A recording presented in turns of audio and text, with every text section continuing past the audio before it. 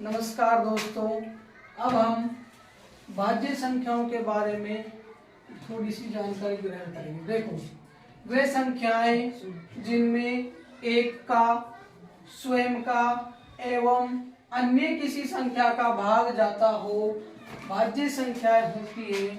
जैसे 4, 6, 8, 9, 10, 12, 14, 15 ये सभी भाज्य संख्याएं। इनमें देखो यहाँ पर 4 है, उदाहरण के लिए मैंने क्या लिया 4। अब इसमें यहाँ पर देखो एक का भाग जा रहा है, एक का तो सब में ही जाता है, इसमें स्वयं का भी जा रहा है, ठीक है। इसके अलावा इसमें 2 का भाग जा रहा है, किसका जा रहा है 2 का, तो ये क्या होगी, ये होगी भाज्य संख्या, क्योंकि स्वयं का, एक का और इसके अलावा और किसी संख्या का भाग जा रहा है, तो ये है भाज्य संख्या। और उदाहरण लेते हैं, उदाहरण के लिए मैंने लिया 15, उदाहरण के लिए 15। अब देखते हैं 15, देखो एक का तो सब में जाता है और स्वयं का भी भाग सब में जाता है। और देखते हैं, हाँ इसमें जाएगा 3 का, 5 का, 3 का जा रहा है, 3 5 15 और 5 3 15। तो ये सभी संख्याएं जिनमें स्वयं का, एक का और किसी संख्या का भाग जाता है भाज्य संख्या होती है। और उदाहरण लेके देखते हैं एक और,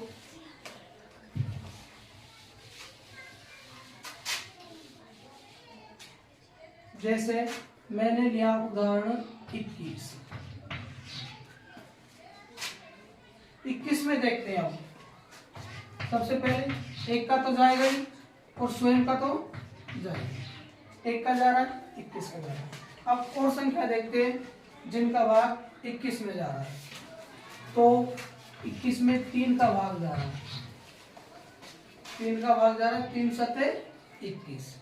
21 में 7 का भाग जा रहा है, 7 तिया 21। तो 21 में स्वयं का, एक का और इसके अलावा 3 और 7 का भाग जा रहा है, तो ये क्या है भाज्य संख्या। आगे बढ़ेंगे अभाज्य संख्याओं के बारे में।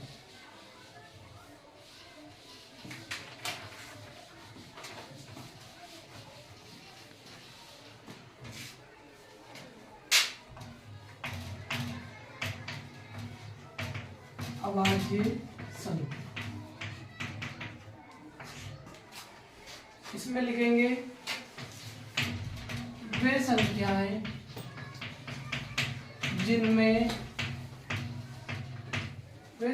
जिनमें एक का एवं स्वयं का भाग जाता हो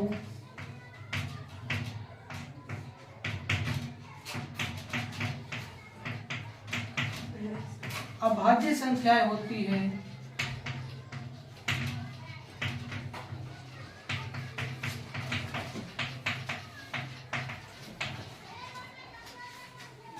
जैसे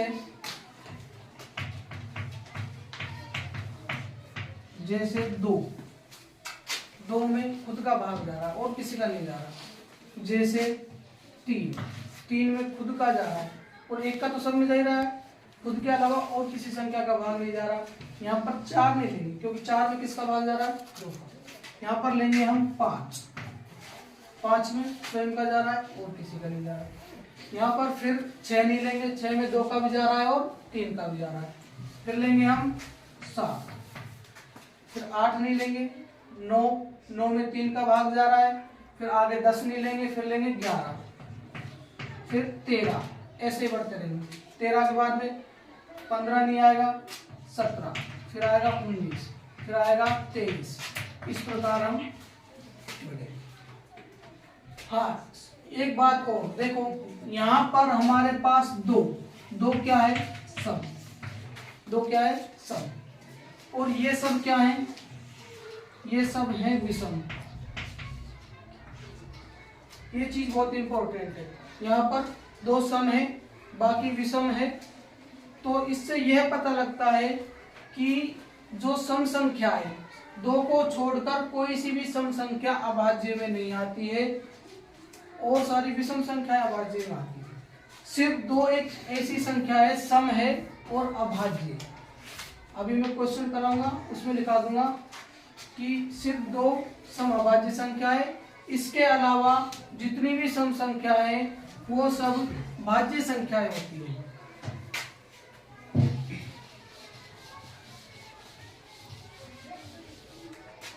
हाँ, प्लस कर करके लिखेंगे, है ना। तो सबसे पहले सबसे छोटी भाज्य संख्या,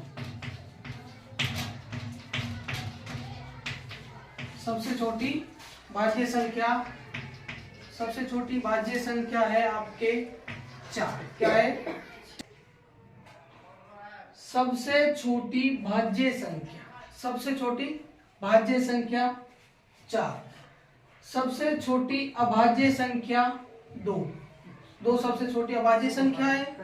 सबसे छोटी विषम भाज्य संख्या, जो विषम भी है और भाज्य भी है, जो संख्या विषम भी है और भाज्य भी है, सबसे छोटी वो होगी 9। सबसे छोटी सम अभाज्य संख्या, जो सम भी होनी चाहिए और अभाज्य भी होनी चाहिए, वो सबसे छोटी क्या है? 2।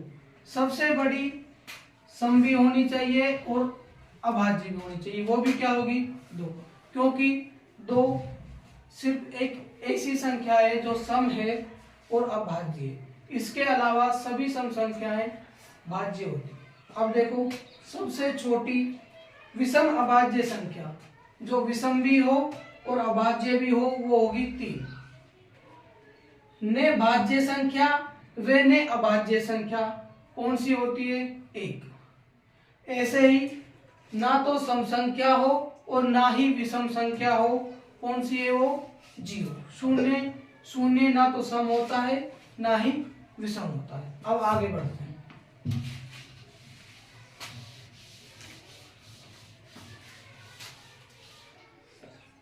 परिमेय संख्याओं के बारे में पढ़ेंगे। अब हम पढ़ेंगे परिमेय संख्या।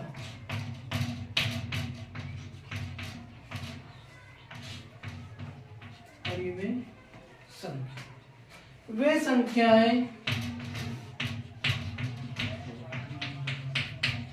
वे संख्याएं जिन्हें हम P अपॉन Q के रूप में लिख सकते हैं,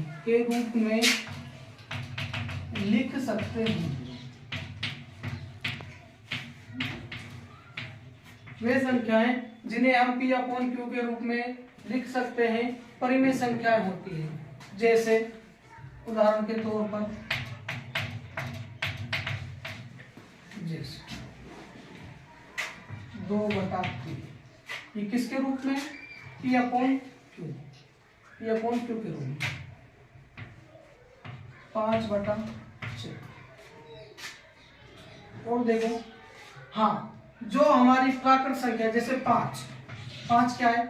प्राकृत संख्या, ये भी हमारी एक परिमेय संख्या होती है, ये भी हमारी परिमेय संख्या, क्योंकि इसके बटे में क्या लगा सकते हैं हम? 1। अब हो गई नहीं है P अपॉन Q के रूप में, तो सभी, और उदाहरण देखो 4/5।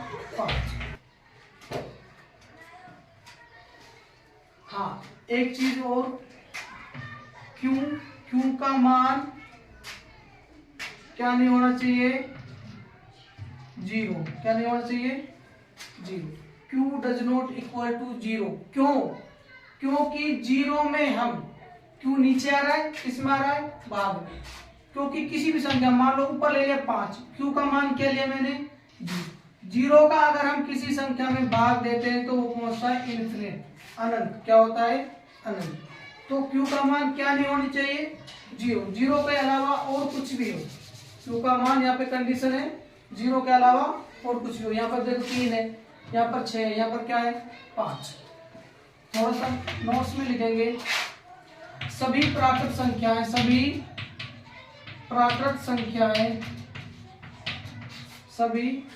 संख्याएं परिमेय संख्या होती है।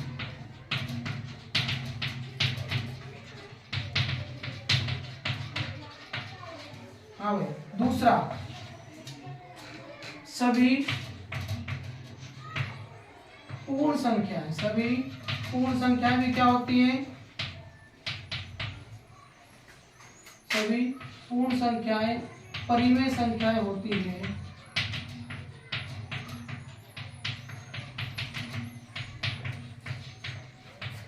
प्राकृत जितनी भी प्राकृत संख्याएं सब परिमेय होंगी, जितनी भी पूर्ण संख्याएं सब परिमेय होंगी। और देखो जो हमारा पाई है, पाई जिसका मान क्या होता है 22/7, क्या होता है 22/7, वो भी क्या है एक प्राकृत, वो एक परिमेय संख्या है। पाई भी क्या है एक परिमेय संख्या है। क्यों? क्योंकि P/Q के रूप में लिखा जा रहा है इसको।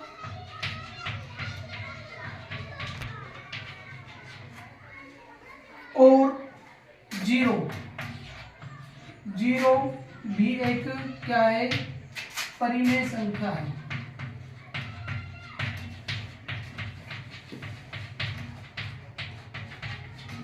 जीरो भी एक परिमेय संख्या, परिमेय संख्या जिन्हें P/Q के रूप में लिख सकते हैं। थोड़ा सा ये पढ़ा कि प्राकृत संख्याएं परिमेय होती हैं, पूर्ण संख्याएं परिमेय होती हैं, पाई जिसका मान 22/7 होता है वो भी क्या होती है परिमेय। जीरो भी एक परिमेय संख्या होती है। और माइनस की कोई संख्या है, माइनस की जैसे 5/7 है, ये भी एक परिमेय संख्या है। पूर्णांक भी परिमेय होते हैं। हाँ, कोई स्क्रीनशॉट लेना चाहता है जिसका स्क्रीनशॉट ले सकता है। आगे अब देखते हैं हम अपरिमेय संख्याओं के बारे में।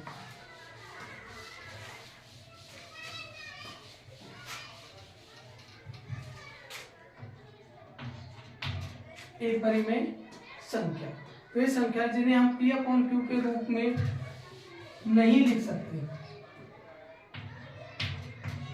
नहीं लिख सकते।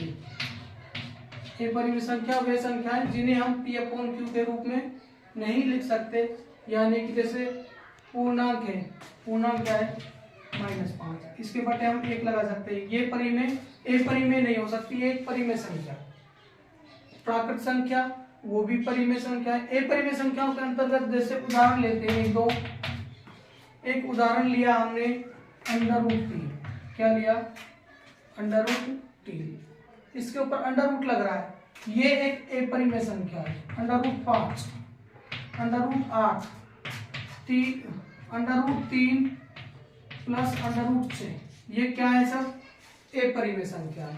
और उदाहरण देखो, और एग्जांपल देखते हैं। जैसे एक पॉइंट कोई संख्या है और जो ये रिपीट हो रहा है बार बार, तो ये बढ़ता जा रहा है, ये एक अपरिमेय संख्या। रिपीट क्या हो रहा है? पॉइंट के बाद 1 6 1 6 1 6। और देखो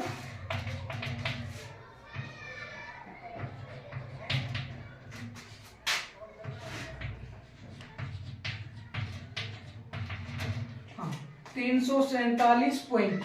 अब देखो पॉइंट के बाद 2 4 रिपीट हो रहा है बार बार, 2 4 2 4 2 4, तो इसका अंत नहीं हो रहा। कहां तक जा रहा है? अनंत तक। तो ये क्या है? अपरिमेय संख्या। आज हमने सबसे पहले पूर्ण संख्याएं, पूर्णांक के बारे में पहली क्लास में पढ़ा था। पूर्णांक, पूर्ण संख्याएं, प्राकृत संख्याएं। उसके बाद में सम संख्या, विषम संख्या, भाज्य, अभाज्य, परिमेय संख्याएं और अपरिमेय संख्याओं के बारे में जाना। हाँ, और जो हमारी अगली क्लास होगी उसमें गणित की जो पहली प्रश्नावली है आपकी वास्तविक संख्याएं, उसके बारे में विस्तार से चर्चा करेंगे। हाँ, और आपको हमारी वीडियो अच्छी लगती हो तो लाइक, शेयर और कमेंट करें। जय हिंद।